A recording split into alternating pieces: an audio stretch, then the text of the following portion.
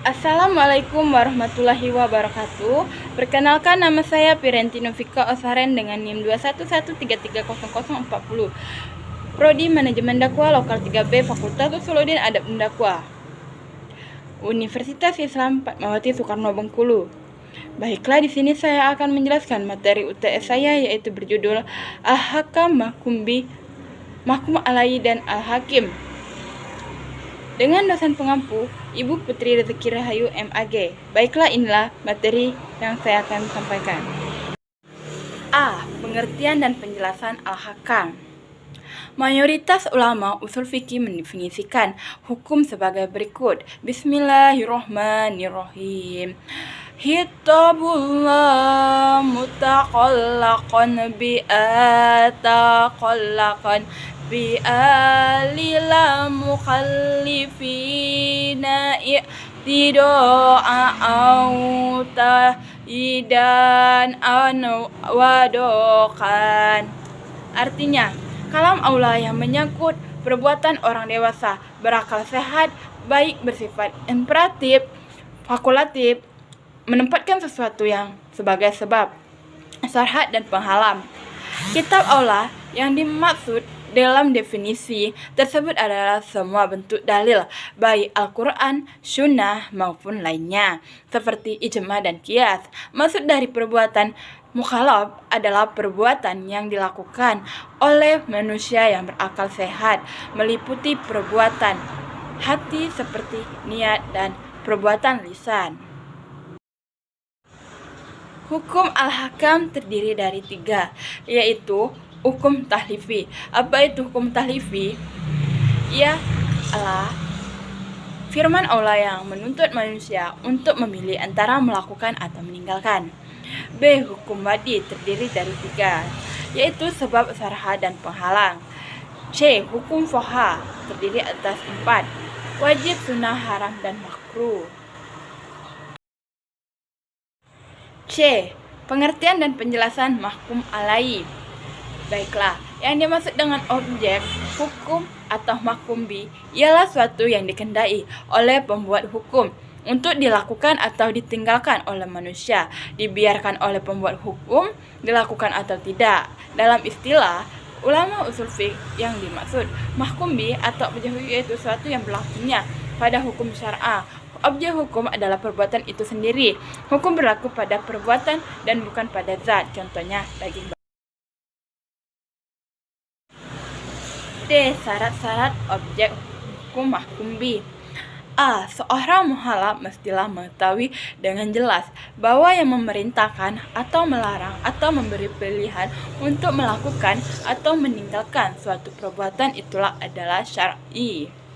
B. Suatu perbuatan yang diperintahkan untuk dilakukan mukhalaf atau ditinggalkannya atau diberikan kebebasan kepadanya untuk melakukan atau meninggalkannya mestilah diketahui dan dipahami dengan jelas oleh mukhalaf tersebut. C. Suatu perbuatan yang diperintahkan kepada mukhalaf atau dilarang melakukan atau ia bebas memilihnya haruslah dalam batas kemampuan manusia untuk melakukan dan meninggalkannya. E. Macam-macam mahkum bi. A. Perbuatan yang secara material ada, tidak termasuk perbuatan syar'a. Misalnya, makan, minum adalah perbuatan mukhalaf, namun makan itu tidak terkait dengan hukum syar'a. B. Perbuatan yang secara material dan sebab hukum syar'a. Misalnya, perzinaan, pencurian, pembunuhan, yakni adanya hukum syar'a, yaitu hudud dan qiyas. C. Perbuatan material ada dan ada bernilai dalam syar'a apabila memenuhi rukun dan syariat yang telah ditentukan oleh misalnya zakat dan sholat. D.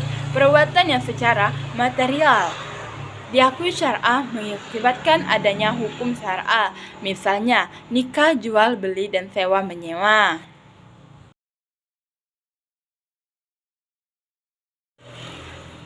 F.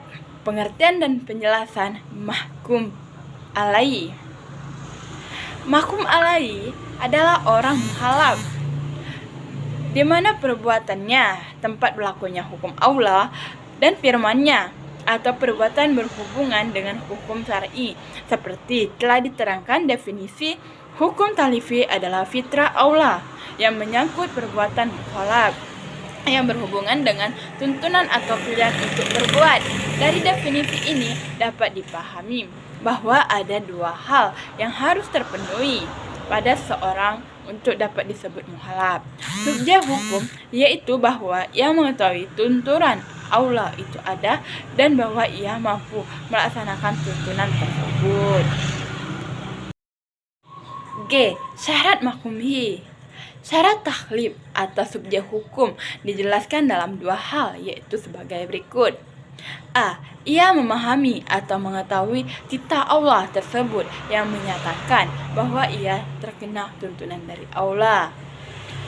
B. Ia memahami mengetahui Allah telah mampu menerima beban taklif atau beban hukum yang dalam istilah usul disebut ahlun al-taklif tersebut menyatakan bahwa ia terkena tuntunan dari Allah.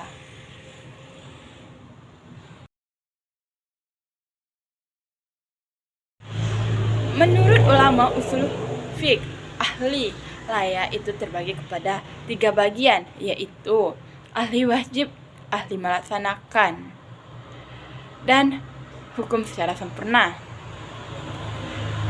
Yaitu ahli wajib, yaitu kelayakan seseorang untuk adanya pada hak-hak dan kewajiban.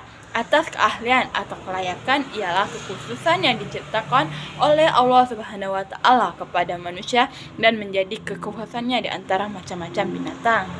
2. Ahli melaksanakan atau ahliyatul ada, yaitu kelayakan mukhalaf untuk dianggap ucapan-ucapan dan perbuatan-perbuatannya menurut syariat sekira apabila keluar daripadanya akad atau pengelolaan, maka menurut syariat akademik atau tasarruf itu bisa diperhitungkan adanya terjadinya tertib hukum atasnya.